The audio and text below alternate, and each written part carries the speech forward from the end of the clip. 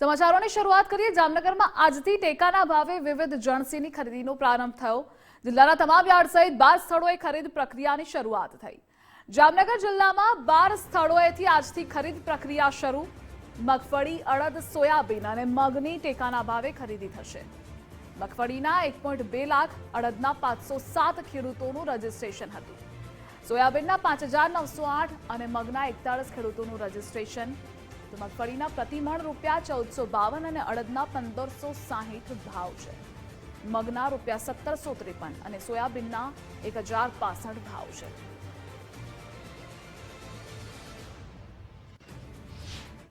આજે ટેકો સરકારે ચાલુ કર્યો છે મગફળીની, અને પ્રતિમણે 1452 રૂપિયા ભાવ મળે છે। આજે હું હાપા માર્કેટિંગ યાર્ડમાં મારી મગફળી લઈને આવ્યો છું 125 મણ, અને મારા મગફળીથી આજે મુહૂર્ત છે શ્રી ગણેશાય નમઃ પ્રારંભ।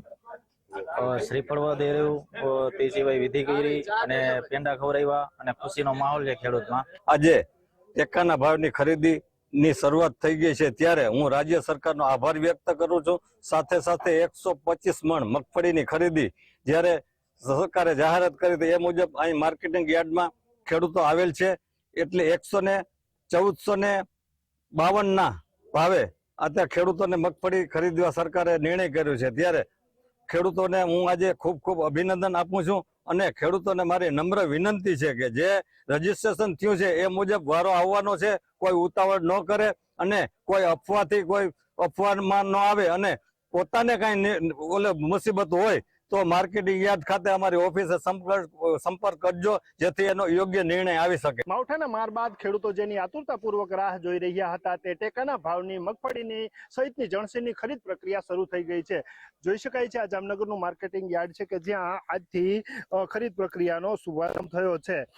જામનગર જિલ્લાની વાત કરવામાં આવે તો જામનગર જિલ્લામાં મગફળીનું કુલ રજીસ્ટ્રેશન ધારક ખેડૂતો છે તે 1 લાખ ઉપરાંત છે, જ્યારે અડદ, સોયાબીન અને મગના જે જણસી છે તેનું પણ રજીસ્ટ્રેશન સાથે સાથે હાથ ધરવામાં આવ્યું હતું। તો તમામ જે પ્રક્રિયા છે પૂર્ણ થયા બાદ 1,02,000 જેટલા જે મગફળીના ખેડૂતોનું રજીસ્ટ્રેશન થયું છે, તે પૈકીના હાલ આજે એટલે ગઈકાલે સાંજથી 50 ખેડૂતોને મેસેજ કરવામાં આવ્યા હતા, અને હાલ જે છે તે 6 ખેડૂતો જે છે યાર્ડમાં પોતાની મગફળીનો જથ્થો ભરીને આવ્યા છે। જોઈ શકાય છે કે જે ખરીદ પ્રક્રિયા છે તેનો પ્રારંભ થઈ ચૂક્યો છે, અને મગફળીની જે તોલાણ છે તે હાલ હાથ ધરવામાં આવ્યું છે। એટલે કે આગામી દિવસોમાં કોઈ ખેડૂતોએ કોઈ અફવાઓથી સાવધાન રહેવાનું માર્કેટિંગ યાર્ડ કહી રહ્યું છે, ત્યારે કોઈ અગવડતા ન આવે તે માટે તંત્ર સજાગ હોવાના પણ દાવા કરાઈ રહ્યા છે।